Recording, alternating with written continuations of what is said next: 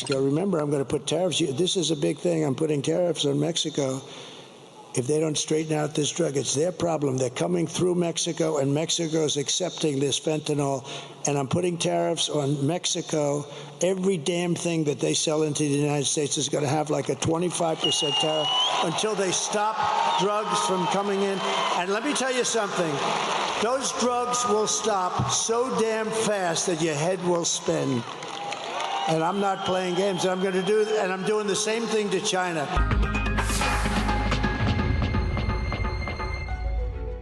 Yo diría que no juguemos a no creerle, ¿no?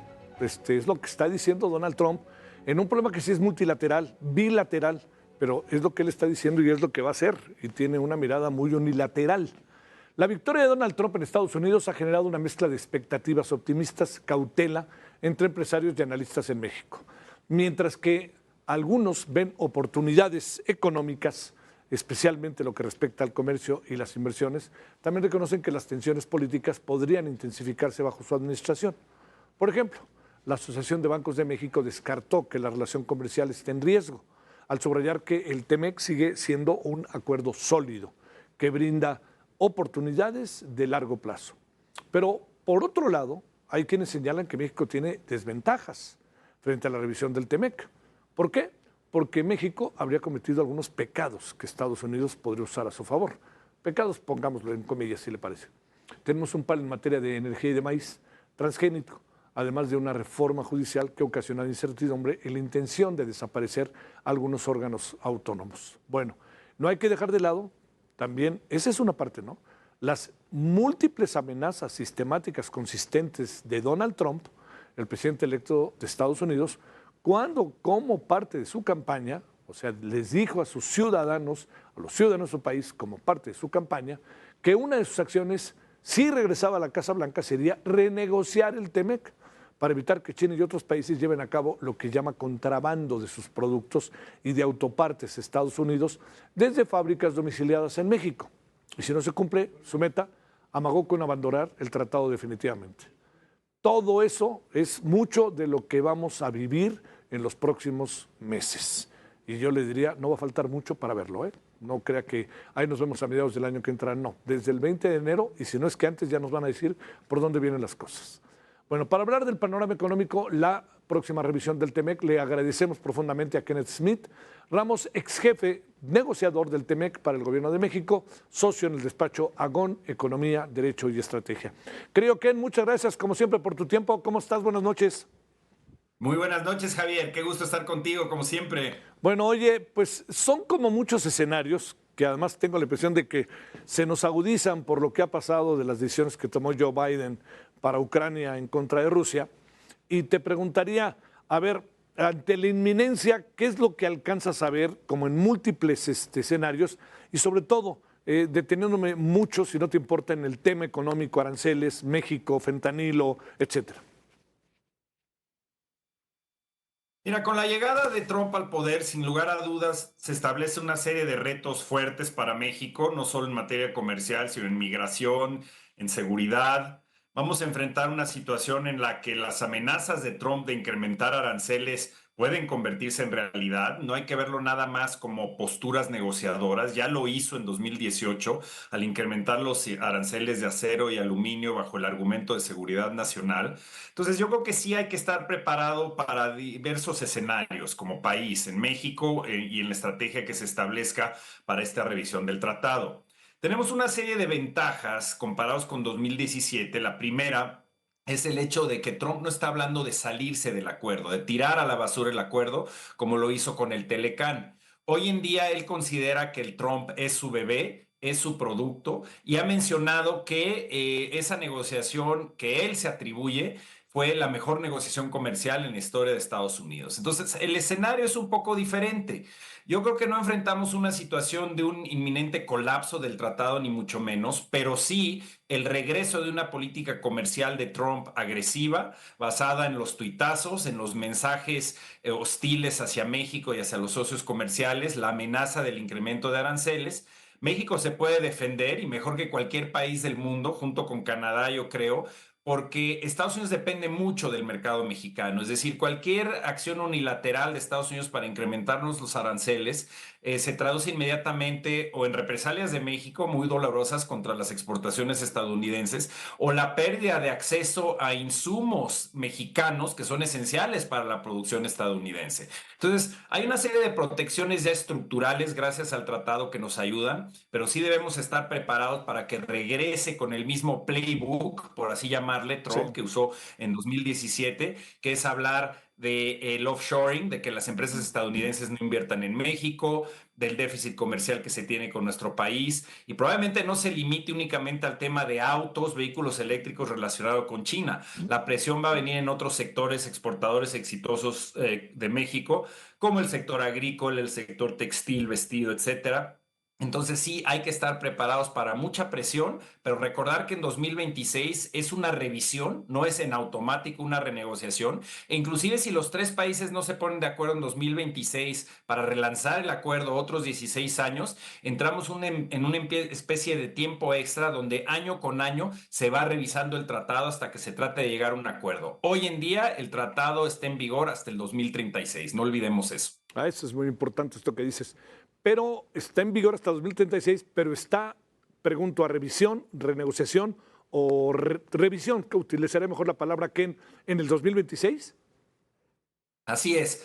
Lo que se establece en el tratado, en el capítulo 34, es que para el 1 de julio de 2026 se habrán de reunir los tres ministros encargados del comercio de los tres países para analizar cómo está implementándose el tratado y en su caso emitir recomendaciones sobre cómo mejorar su operación. No se habla de una reapertura o una renegociación del tratado, pero no se excluye la posibilidad de que alguno de los miembros del tratado, como parte de sus recomendaciones, solicite en específico abrir ciertos aspectos del tratado. ¿Por dónde van las sospechas? La posibilidad de que la administración Trump, con esta obsesión que tiene sobre China y cómo tratar de contener su entrada al continente norteamericano, básicamente busque reabrir el tratado en lo que se refiere a reglas de origen del sector automotriz para tratar de excluir a China.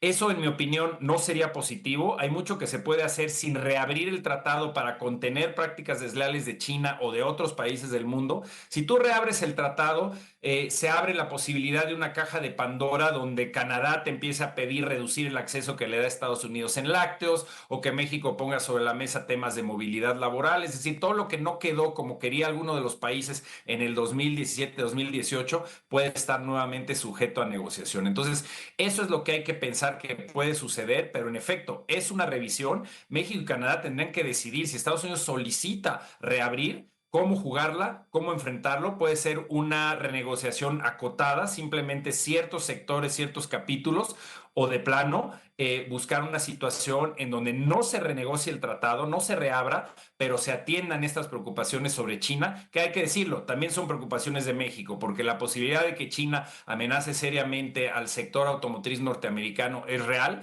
y Sí. entonces se tienen que tomar medidas, creo yo, a nivel de los tres miembros del TEMEC para enfrentar este tipo de presión. Pero eso no implica reabrir el tratado, y es lo que tiene que presentar México ante Estados Unidos a partir, como tú dices, del 20 de enero, hacerle entender a la administración Trump que México es parte de la solución para incrementar la competitividad de la región con respecto a China. A ver, Ken, ha ido algunos asuntos que están ahí sobre la mesa. A ver, uno, ¿es para creerle a Donald Trump todo lo que dice que va a hacer o son balandronadas?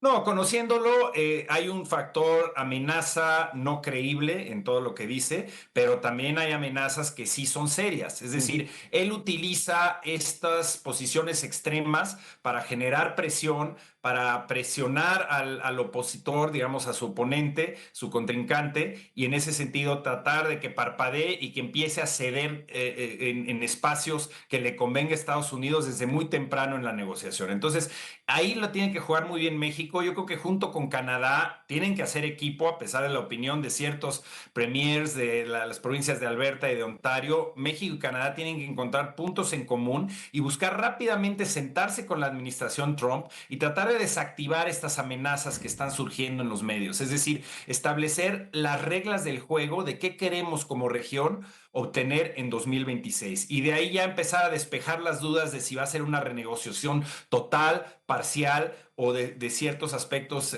muy específicos del tratado. Pero yo creo que es la primera tarea, establecer bien las reglas del juego rumbo al 2026. A ver, segundo asunto, esta amenaza en términos del fentanilo, de atacar a los grupos terroristas en México, yo no sé si lo va a hacer o no. No sé si el 20 de enero va a cerrar la frontera, como dijo, y va a romper familias en Estados Unidos. Pero la cuestión es, todo eso, ¿qué tanto podría, te pregunto, que pase parcialmente si quieres, Ken? ¿Qué tanto esto puede afectar al TEMEC o cómo ves esos dos factores a los que te hago referencia? Mira, son los dos factores más importantes, diría yo, en materia de política exterior entre México y Estados Unidos. El propio presidente Trump está repitiendo esa receta que utilizó en 2019, que es mezclar los temas comerciales con los temas migratorios. Es por ello que señala su interés en incrementar los aranceles si México no hace algo para combatir la migración ilegal. No ha dicho Trump que es ese algo. Pero definitivamente está mezclando ambos temas y puede complicar el diálogo. Yo creo que en materia de seguridad hay más indicios, creo yo, de que la administración de la presidenta Sheinbaum está dispuesta a cooperar con Estados Unidos, a restablecer esos lazos de cooperación con las agencias de seguridad de Estados Unidos que se perdieron en el sexenio de López Obrador. Yo creo que, hablando de las promesas que puede cumplir o no Trump, yo creo que esta promesa de deportar a 1 millón de inmigrantes no es factible, ni del punto de vista presupuestal, ni del punto de vista de los recursos humanos y materiales que se necesitarían para efectuar esta deportación, pero sí puede complicar el diálogo y la cooperación con México, eso sin lugar a dudas. Entonces, en todo momento México debe tratar de mantener esas negociaciones en canales separados. No va a ser fácil, es una situación muy compleja donde, desde el punto de vista de la opinión pública en Estados Unidos, el tema migratorio y el tema, digamos, comercial, van ligados. Es decir, esa percepción de que hay migrantes que están llegando a Estados Unidos y están haciendo perder empleos en ese país, independientemente de la evidencia empírica de cómo ha beneficiado el tratado a Estados Unidos y también a Canadá, sí va a haber voces proteccionistas, voces de nacionalismo económico, y vamos a tener que ser cuidadosos en tratar de resolver, por un lado, el tema migratorio y por otro, avanzar en el TEMEC y convencer a la administración de Estados Unidos que lo mejor que puede suceder para que Estados Unidos sea más competitivo es unirse con México y con Canadá y así eliminar las barreras que existen entre los Claro. tres países, quitar de la mesa estos irritantes que tenemos hoy en Sí. día y así lograr competir con China. ¿Se viene un problema con el maíz transgénico con México? Ya se habla de una multa que puede alcanzar 80 millones de dólares o algo parecido. Mira, esperemos que no se venga una situación donde haya represalias por parte de Estados Unidos. Lo que sí se viene, en mi opinión, y lo que están diciendo los expertos, es que es casi un hecho de que México oficialmente va a perder el panel, donde Estados Unidos se quejó de las medidas de restricción al uso del maíz genéticamente modificado que pretende imponer México a través del decreto que se emitió en 2020 y en 2022 nuevamente. Entonces, esta decisión se va a dar en las próximas semanas y ahí, una vez que se dé la decisión, México, si la pierde, tiene 45 días para solucionar los aspectos que están violando el TEMEC, es decir, yo creo eliminar el decreto y quitar esta restricción, lo cual yo creo que sería positivo que lo haga México y que eso nos lleve también no solo a evitar represalias de Estados Unidos, sino a descartar esta otra reforma sobre maíz, reforma a nivel constitucional que es totalmente descabellada y es aún más violatoria del TEMEC, que implicaría de plano cerrar la frontera a cualquier ingreso de maíz amarillo transgénico de Estados Unidos. Esperemos que el perder este panel haga que recapacite Sí. el gobierno federal respecto a este decreto de López Obrador, lo quite de la mesa y nos quitemos de encima un gran irritante comercial, porque recordemos, Estados Unidos nos exporta 18 millones de toneladas de maíz amarillo, que es esencial para la alimentación de los mexicanos, para el sector pecuario y el agroindustrial. Entonces, no solo tendríamos represalias comerciales si no cumplimos con la decisión del panel, sino que si imponemos restricciones a la importación de maíz amarillo, podemos causar una debacle real en términos de la seguridad alimentaria en muchos sectores claves para el ciudadano mexicano. Sí, sí, sí, sí, sí. Oye, una última, Ken, ahora sí, ves, digamos, ves que el gobierno mexicano está haciendo sus deberes, como yo decía hoy, tenemos focos, casi rojos, ¿no? Respecto al tema, pero está haciendo su tarea el gobierno mexicano, se lo estará planteando, porque no es un asunto que podemos esperar al 20 de enero, ¿no? Mira, ya hay dos aspectos positivos que yo A ver. veo. Uno, las señales que ha enviado la presidenta Sheinbaum de el interés de reunirse y ya empezar a platicar, viajar a la reunión del G20 y sentarse con, por ejemplo, con el primer ministro Trudeau, habló también con Joe Biden. Hubo ya una llamada con Donald Trump, entonces es muy importante que al más alto nivel empiece el diálogo. Y por otro lado, en la Secretaría de Economía se nota una mayor apertura de consultar con el sector productivo nacional, con la sociedad civil. Yo creo que eso es muy importante. Ya en próximas fechas se empezarán a anunciar, esperemos, calendarios para reunir al cuarto de junto y las diferentes mesas de trabajo para asesorar, también apoyar a la negociación o el proceso de revisión de aquí al 2026, ir de la mano con el gobierno desde todas las trincheras donde estemos. En lo personal, yo trabajando con el COMSEC, presidiendo el Comité México-Estados Unidos, el COMSE debe estar muy involucrado, el CCE con Camín, y ahí sí hay señales positivas del gobierno. Sin lugar a dudas, va a estar cuesta arriba con Trump, pero hay que estar más que preocupados, ocupados como gobierno y sociedad para prepararnos correctamente para esta revisión del 2026. Lo que va a estar rudísimo es el tema migrante, ¿verdad? Porque además es una cantaleta de campaña, ¿no? Así es, porque además de alguna manera estamos en el fuego cruzado de lo que viene Sí. siendo esta política extrema que quiere tomar Trump en materia migratoria y el flujo de migrantes del Caribe y Centroamérica, que es prácticamente imposible contener o contener como Estados Unidos quisiera que ya no llegaran migrantes a su frontera. Entonces, Claro. se va a tener que replantear este acuerdo migratorio entre México y Estados Unidos. No es posible resolver el tema a largo plazo simplemente enviando la Guardia Nacional a la frontera sur. Se tiene que empezar a hacer lo que ya se prometía hacer con Biden, pero que nunca sucedió entre México y Estados Unidos, que es atacar las razones estructurales, los orígenes de la migración, que es la falta de oportunidad económica. Entonces, uniendo esfuerzos con Estados Unidos y Canadá, que todos tenemos un tratado de libre comercio con Centroamérica, se puede lograr mucho. No va a ser nada más estableciendo barreras o construyendo muros que vamos a lograr resolver a largo plazo este problema migratorio. Si es posible, Ken, una breve reflexión, porque el tema da para mucho, ¿no? Ya ves, tiempo televisivo. ¿Qué piensas de lo que pudiera gestarse entre Rusia y Ucrania, OTAN, Estados Unidos, en este sentido, en el sentido México-Estados Unidos? ¿No pasaría nada? ¿Sí pasaría algo? ¿Qué alcanzas a apreciar de qué dinámica se le puede gestar al mundo en relación a la agudización del conflicto?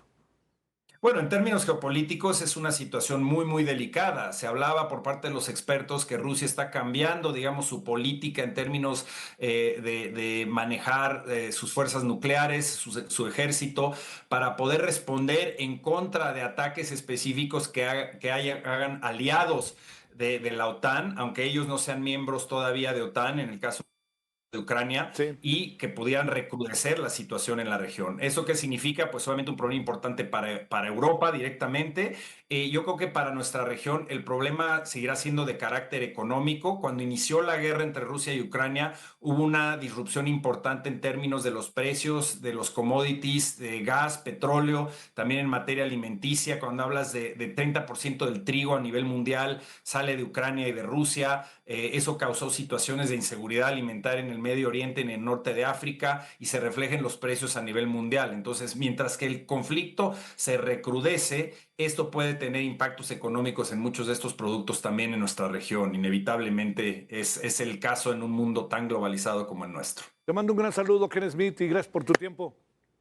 Muchísimas gracias, Javier, Hasta como luego. siempre. Un Gracias. abrazo. Buenas noches.